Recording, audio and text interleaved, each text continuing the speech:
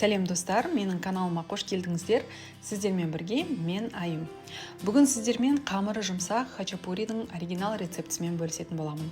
Жалпы біз отбасымызбен хачапуридің қандай түрі болмасын сүйіп жейміз. Рецепт ұнап жатса, міндетті түрде лүпіл басып, пікір қалдыруды ұмытпаңыздар. Ал ендеше бастайық. Қамырынан бастаймыз.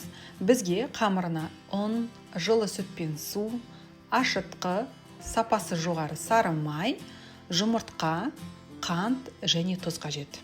Ең алдымен ашытқы қоямыз. Ол үшін сүт пен жылы суды жеке ыдысқа құямыз. Оған қант, ашытқы және 3 ас қасық ұн салып араластырып, бетін жауып 15 минутқа жылы жерге қоямыз.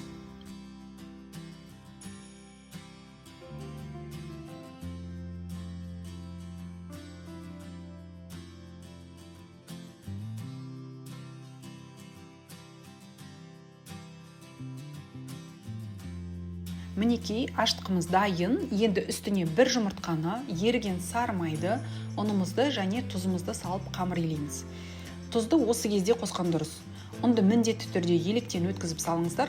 Сол кезде қамырларыңыз жақсы көтеріліп, жұмсақ мамықтай болады. Оның кішкене бөлігін алып қалып, соңында илегенде қамыр сәл қолымызға жабысып жатса, қосып илеп жібересіздер.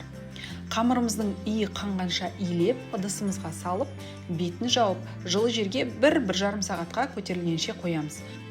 Жалпы хачапурилардың түрлері көп, және әрқайсының өзінің шығу тарихы бар. Ал аңыз бойынша осы хачапуридің қайық тәрізді формасын аджари балықшылар ойлап тапқан делінеді. Олар таңертең ерте күннің теңіздің ар жағынан шығуын бақылап, оны хачапуриде жұмыртқаның сарыуызы арқылы бейнелеген делінеді. Қалай болғанда да, бұл тағамның шығу тарихына қарамастан өте дәмді болып шыққан. Қамырымыз көтерілгенше салмамызды дайындаймыз. Салмасына 2 түрлі ірімшік пайдаландым. Сулугуни және брынза ірімшігін. Негізі брынзаның орнына адыгей немесе фетаны да қолдануға болады. Ірімшіктерімізді үпкіштен өткіземіз, содан соң үстіне сүт немесе клейгей қосамыз. Сүт немесе клейгейді көп қоспайсыздар, сұйық болып кетеді. Енді қолымызбен жақсылап қысқылап араластырамыз. Осымен салмамыз дайын болды, енді оны жеке қоя тұрамыз.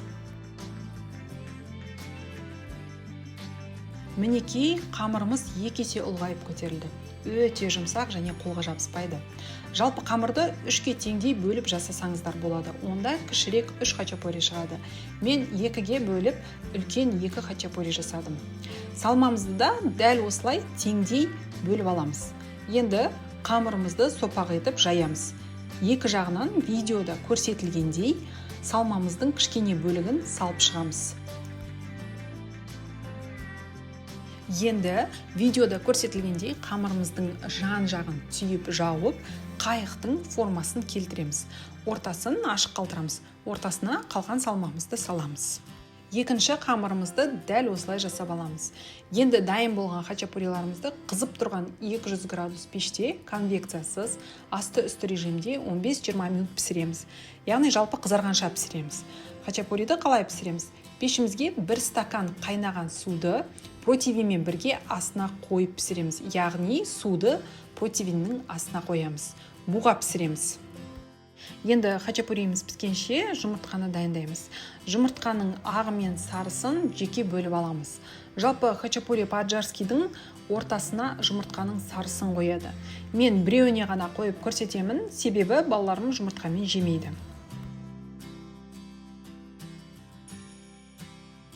Хачапурийіміз пісті, енді ортасын сәл ашып, жұмыртқаның сарысын саламыз да, қайта 5 минутқа пешке саламыз. 5 минуттан кейін хачапурийімізді алып, жан жағына сары майды саламыз. Осымен тағамымыз дайын болды, ас болсын. Менің ас үйдің ханшайымдарым, маған тіркелуді ұмытпаңыздар. Сіздерге сәттілік тілеймін. Алдағы уақытта кездескенше.